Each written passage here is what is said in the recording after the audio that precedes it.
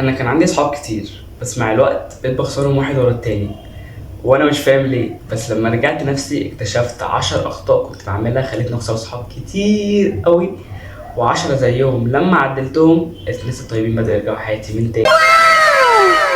هنبدأ دلوقتي بال10 أخطاء. العد هيبقى تصاعدي، يعني نبدأ من 10 لحد ما نوصل رقم واحد، لأن 10 دي أقل حاجة وواحد دي أكتر حاجة خسرتني صحاب في حياتي كلها. 10 بستخف مشاكلهم وبقول عادي، يعني دي مش حاجة. مهما كان المشاكل بالنسبة لك انت صغيرة، ممكن تكون بالنسبة لصاحبك حاجة كبيرة جدا. يعني فسفوسة المشاكل عندك ممكن تكون جبل مشاكل عند صحابك. ما تستقلش بمشاكل حد ابدا. 9 كنت بحب اكون دايما صح وما بعتذرش كتير. حاجة بيني وبينكم كده، كنت بعتبر الاعتذار ده اهانة ليا او حاجة بتقلل مني، بس لا. لما رجعت نفسي اكتشفت ان بالعكس، الاعتذار ده بيعزز منك وبيعزز من قيمتك وبيعليك عند اللي قدامك او عند الشخص اللي انت بتعتذر له. 8 ما كنتش بعاتب. يعني لو في موقف هم عملوه معايا ضايقني، او لو في كلمه هم مثلا قالوها لي ضايقتني، او موقف زعلني، ما علينا اي حاجه، ما كنتش بعاتب. كنت باخد جنبي كده وكنت بشيل جوايا، وكنت بقول لما اروح بقى اشوف اتصرف ازاي. بس دي حاجه غلط جدا. وبروح ما كنتش بعمل اي حاجه، كنت بفضل قاعد زعلان بقى. طب هتعمل ايه؟ هتسوي ايه؟ لا مش هتعمل اي حاجه، مش هتكلمهم، ما تبقاش اوفر اياد، عادي، موقف عدى، كلمه اترمت.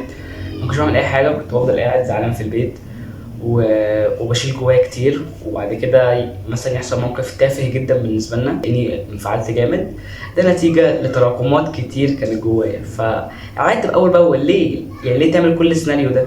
عاتب.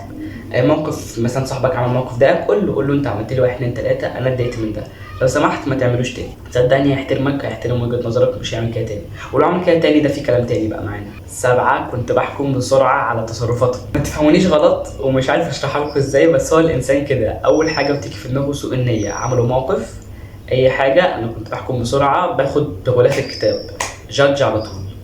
لا يا جماعه، ادوا الموقف حقها، افهموا كويس، وقفوا واسالوا لو في موقف مش فاهمينه، وبعد كده ابقوا احكموا براحتكم. 6 ما كنتش بحضر معاهم في كل الاوقات اللي كان لازم احضر معاهم فيها، او وقت ما بيحتاجوني. اشربوا ميه. حاسس ان انا من الناس بتوع الجيم والهيلثي كده، بس لا يا جماعه، اشربوا ميه عشان عطشان، بتكلم بقالي كتير قوي. احنا كنا في رقم 6. ما تفهموش ان انا ما كنتش بحضر معاهم وقت ما يحتاجوني، يعني الاوقات الحرجه ما كنتش بكون معاهم، لا دي حاجه اسمها ندالة. قصدي هنا يعني قصدي في رقم 6 ان انا لما كانوا مثلا يظبطوا خروجه ويقولوا يا جماعه كله هيجي اوكي، كله تمام، الخروجه دي كلنا جايين فيها، نقول وش ونظبطها ونبقى بقالنا اسبوعين بنظبط فيها، اجي قبلها بساعه كده، نص ساعه، يا جماعه انا مش جاي. ليه يا اياد؟ بدي اعذار تافهه. رجلي، الكنبه بتاعتنا حامل، يعني الغطاسه بتاعت امك. ماما مش موافقه، ماليش مزاج، مصدع. اسف لو اي واحد من صحابي بيشوف الفيديو ده. يا جماعه صح، ما تحكموش عليا في الحاجات دي كلها. الحاجات دي انا كنت بعملها زمان وبطلت اعملها، طب غيرتها الاحسن، وهتشوفوا ده في الدقائق الجايه.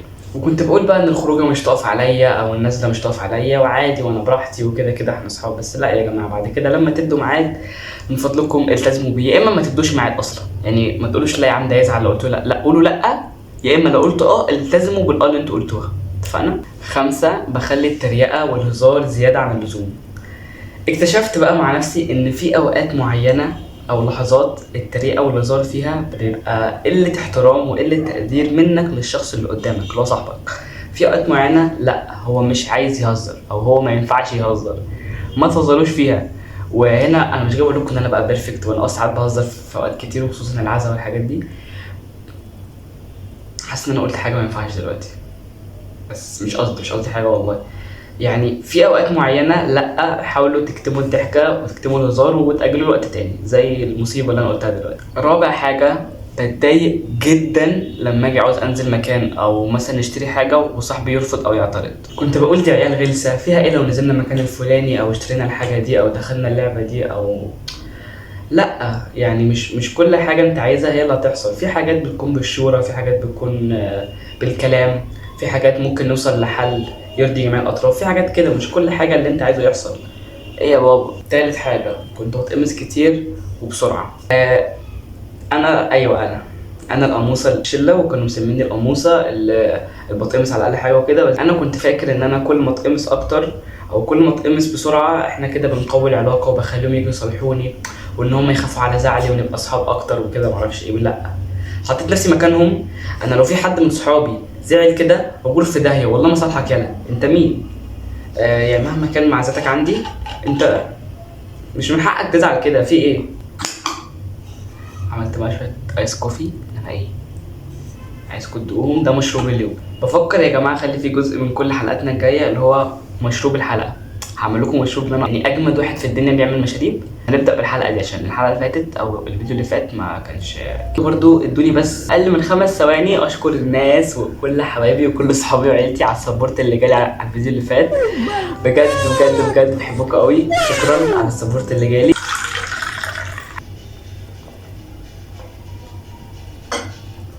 الله. احنا وقفنا عند رقم 2. لما بيغيبوا او يختفوا ما كنتش بسأل عليهم. لا لا لا لا، لازم تسأل على صاحبك لما يغيب يا جماعة. كنت بقول الدنيا مشاغل وكل واحد مشغول في حياته، واللي بيشتغل واللي بيذاكر واللي مش هيحصل حاجة في يومك او يومك هيبوظ لو رنيت دقيقة واحدة بس. يعني كلمت حد من صحابك انت بتحبه او بعت حتى مسج على الواتساب قلت له ازيك عامل ايه يا عم فينك مختفي وحشني وكده، حاجة عادية ما تفهموش غلط. وانا اكتر واحد بقول لاصحابي ان انا بحبكم لان انا فعلا بحبهم. ما تكسفوش يا جماعة تقولوا بحبكم. كلمة بسيطة مش تقيلة خالص على اللسان، كلمة خفيفة بتزود العلاقة بينكم، بتزود الحب، بتخليكوا صحاب طول العمر. ما بتخليش حاجات بسيطة تفرق بينكم، ما بتخليكوش تشيلوا من بعض، ولو شايلين من بعض اوريدي بتفضي. ليه ما تقولهاش يا جماعة؟ نرجع لموضوعنا. يجوا هما بقى مثلا يكلموني عادي، انا مش بسأل عليهم، يجوا يكلموني يا لهوي على اللي بيحصل بقى اللي بالترابيزه. انتوا ما تسالوش عليا، انتوا ما بتحبونيش وانا كنت بحبكم وي وي وي وي والتيت والشريط وفلان وعلان وانتوا يا جماعه. بس ليه؟ طب ما انت ما تسالش عليهم. يعني هم لو قالوا لك كده هل انت كنت تقبل الكلام ده؟ لا طبعا كنت هتضايق اكتر. فاكتشفت يا جماعه انه لا، اسالوا على اصحابكم وحبوهم. يجي الاول واخر واكتر حاجه فعلا خسرتني صحاب. كنت بتكلم عن نفسي كتير وما بحبش حد غيري يتكلم. هتقولي لي يعني ايه يا حبيبي؟ يعني ايه دي؟ اول حاجه هقول لكم، نكون مجمعين قاعده عادي او نكون مجمعين انا واصحابي بيتكلموا في موضوع عامه، خلي الموضوع كده يلف ويجي لي او الموضوع يترمي في ملعبي، يعني الموضوع يكون تبعي. انتوا اكيد فاهمين. وما بحبش حد يتكلم عن نفسه. لو اتكلمت عن نفسك انا هسمعك. كمل. ماشي سامعك. ماشي تقول ايه؟ لا معاك والله سامعك.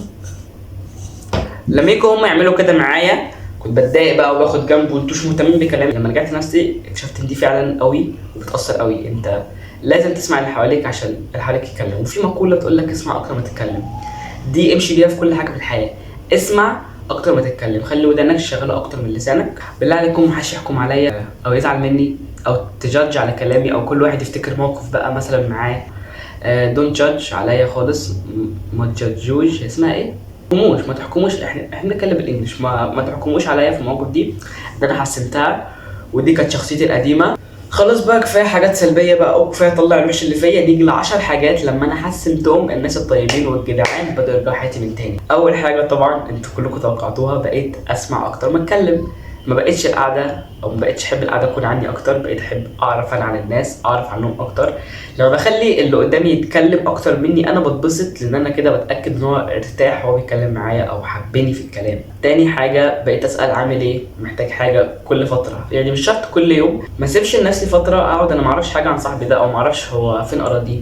لا، بسال عليه، محتاج حاجه قول لي، عايز حاجه انت فينك يا عم وحشتني، تعالى ننزل نشرب قصب كده. يعني ثالث حاجه بدات افتكر المناسبات المهمه ليهم.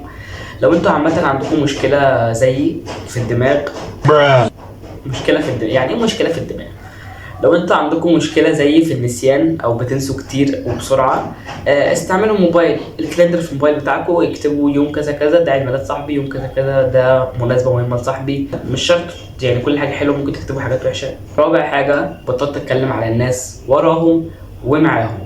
يا جماعه ما تتكلموش مع حد ولا على حد، لان الدنيا دواره وهتلف تلف تلف، والاتنين دول هيبقوا صحاب، وده هيقول لي ده كان بيقول عليك كذا، وده هيقول لي ده كان بيقول عليك كذا، وانت تطلع الوحش النوتي الخبيث اللي هتخش النار. غايبه حاجه غايبه وحرام جدا وممكن تدخلك النار بسبب لسانك. انا يا جماعه ساعات اقسم بالله في ساعات بتمنى ان انا ما يكونش عندي لسان. اللسان ده مصيبه، ممكن يجيب لك كميه مصايب وانت قاعد، بس برضه اللسان نعمه. يعني من غير لساني ما كنتوش زمان كنتوا تسمعوني دلوقتي وقاعدين. 4 بقى، لما حد بيزعل مني، دي الصراحه لسه ما طبقتهاش قوي بس بحاول اطبقها، بس والله بطبقها. لما حد بيزعل مني بروح بعتذر له حتى لو انا مش غلطان. دي ممكن تكون انا حاسس ان انا باجي على نفسي شويه، بس لا، دي حاجه كويسه جدا، مش بتقلل مني، مش بتقلل من زعلي خالص. دي بتعلي مني، بتعلي من شأني. يعني انا بثبت لك ان انا بحبك، ومش مجرد مشكله منها هي اللي خلينا نتخانق مع بعض. وكمان ده تنفيذ الحديث الرسول صلى الله عليه وسلم.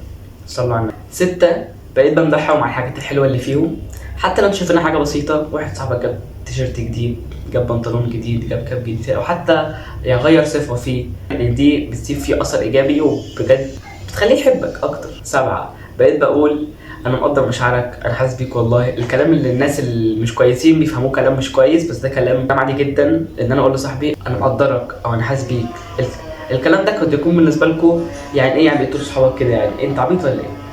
عادي يعني، ممكن يكون مجرد كلام بالنسبه لكم، بس بجد الكلام ده بيسيب اثر كويس قوي واثر حلو. 8، ما بقتش اقول اسرار غيري لحد حتى لو احنا اتخانقنا، واضحه مش محتاج شرح. 9، بقيت صريح ولكن باحترام. دي ثواني كده، دي فيها كلام كتير بقى. بص يلا انت هو، بص يلا، لا والله لا بهزر معاك والله بحبكم. بص يا حبيبي انت هو، في فرق بين الصراحه وجبر الخواطر والوقاحه. في فرق كبير قوي بين الثلاثه دول. مش معناها ان انا صريح يبقى انا وقح، او معناها ان انا مش صريح يبقى انا بجبر بخاطر كتير. لا، لازم دايما تتعلم انت تكون صريح ولكن باحترام. انا صريح معاك، حاجه ضايقتني، موقف ضايقني، كلمه انت قلتها زعلتني، حاجه مش عجباني، او حتى انا بقول رايي في حاجه، انا صريح عادي لكن باحترام. مش عشان انا صريح او اقول لك القلب على لساني. لا، اي حد يا جماعه بيقول لك القلب على لساني ده عارف ما شخص القلب على لساني عادي. ما لا، مش عادي يا بابا، بطل استحباط. انا فعلت كده ليه؟ عشان بجد نوعيه الناس دي بقابلها كتير قوي وبتنرفزني وبتعصبني. لا، خبي يا بابا، اسكت اسكت، لو مش هتعرف تقول كلمه حلوه اسكت. انتوا بقى اكيد فاهميني يعني. ايه يا فهودي؟ صح يا جماعه، عايز اعرفكم على فهد ماي صن، ده ابني فهودي. ولا بحب يا جماعه. سميته فهد عشان حسيته السكين بتاعه شبه الفهد. سلم على الناس يا فهد. فهمتني؟ ماشي يا جماعه، افهموها، خليك صريح، ما تكونش وقح، حاول دايما تكبر الخاطر. التلاتة دي حطها قاعدة في دماغك وامشي بيها. 10 بقى، دي حتة في الصحاب. بقيت بختار صحابي بعناية اكتر، يعني بقيت بختار الناس اللي شبهي، شبه تربيتي، شبه دماغي. ودي مش معناها ان انت ما تصاحبش اي حد، لا، انا عندي صحاب كتير جدا وعندي زمايل كتير جدا، والحمد لله الحمد لله. يعني انا شخص ناجح اجتماعيا، يعني عندي معارف كتير وسهل قوي اتعرف على اي حد، لكن مش كلهم بحطهم في حتة الصحاب، بقيمهم كده او بفلترهم. اخ، صاحب، زميل، بعمل كده. الاخ ده الشخص اللي بيكون نجح في كل حاجه، ده بحطه اخ. ده لو طالب عنايه هديها له ومش حاسس انا في الشارع.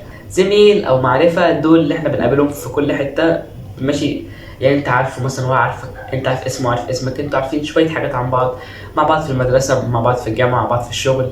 اختار الاخوات والصحاب دول بعنايه قوي، ما تحطش اي حد لمجرد انت عاجبك شخصيته او حاجه، لا. وما تحاولش تقول لا انا اغير شخصيته او اخليه هو احسن او اخليه شبهي. دي بجد حاجه صعبه قوي، كانك انت واقف في مكان فوق وبتشد 10 لفوق وهم ال10 بيشدوك لتحت. مين اللي هيكسب كده بالمنطق؟ هما. انت اخف كتير بالنسبه لهم. ما تقولش انا حاسس ان الشخص ده طلعه فوق. وانت بتطلعه لفوق يعني اصلا زياده عن الصعوبه ان انت بتشد حاجه لتحت والجاذبيه منعاك، تيجي لنفسك للدرجات دي، بدل ممكن تختار حد اصلا اوريدي واقف معاك في نفس المكان اللي انت واقف فيه. ليه تختار حد من تحته وتطلعه؟ بالعكس يعني، اختار حد واقف، يا اما اختار حد فوق شويه. لا سيبك من فوق دي، عشان دي يعني نفس الطبقه بتاعتك. اختار حد واقف في نفس السلمه معاك، ما تختارش حد تحت. وخليك برضو بتكلم اللي فوق كده، خلي في بينكم علاقه والناس اللي فوق. من الاخر كده يعني، الصحاب مش عدد، الصحاب هم الناس اللي بجد بيحبوك زي ما انت، بشخصيتك حتى لو كانت بسيطه، بعيوبك بمميزاتك، وبيحاولوا يغيروا معاك دايما عيوبك ويخلوك افضل نسخه منك. قول لي بقى لو انت حسيت ان في غلطه كنت بتعملها في الفيديو ده، قول عادي، ما تتكسفش، كلنا بنتعلم، وما تخلينيش انا الوحش يعني، قول ايوه انا كنت بعمل كده واتعلمت ايات. صح، اللي ملاحظ ان الفيديو ده من غير ميكروفون عشان انا مش لاقي المايك بتاعي. الفيديو ده بمايك الموبايل، مش لاقي الميكروفون بتاعي والله يا جماعه، والله يعني قلبت عليه الشقه مش لاقيه. بس وعد مني هجيب ميكروفون جديد واحافظ عليه واحطه في مكان واضح، واقول لكم على المكان عشان تفكروا لي ان انتوا استفدتوا من الفيديو ده حتى لو ب1%. ما تنسوش ان تعملوا لايك وسبسكرايب، مش عشان ارقام، عشان اعرف كام واحد مهتم بالمحتوى اللي انا بقدمه.